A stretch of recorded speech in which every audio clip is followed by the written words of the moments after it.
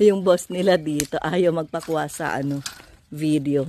Hindi daw naligo. Hindi pa naligo. Yan ang ating susunod na project or sumusunod na project.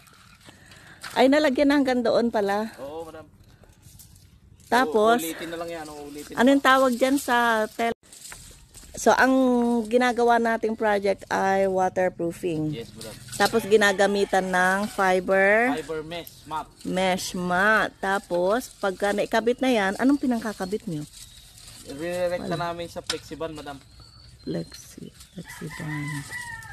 And then, Pagka nalatagan na namin ng mating, ulitin mula doon para sigurado. Kasi meron pang, kita nyo yung kwan. yung mga lumitaw na green na yon. Yung mga kulay na medyo mapusyaw pa, ulitin pa yan. So, ibig sabihin yung itim na yon, meron na siyang pinahid. Meron na kayo Meron na pinahid. yan, madam. Diyan nagsimula kasi kami kanina diyan, banda doon sa may mga green pa yung bago. So mauulit pa yan yung mapusyaw doon sa taas. So isang kuting pa mula doon para sigurado yung function hall at saka rito. Okay. Yan, nilalatag muna namin lahat yan para at least mas madali na yung pagpahid. Oo.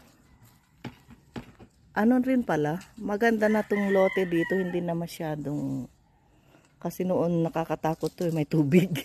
Oo. Summer. Oh, ganun. Para dumikit siya, madam. So sumasabay sa flexiban. Hello. Tabingi. Oh. Bye. Yan. Yeah?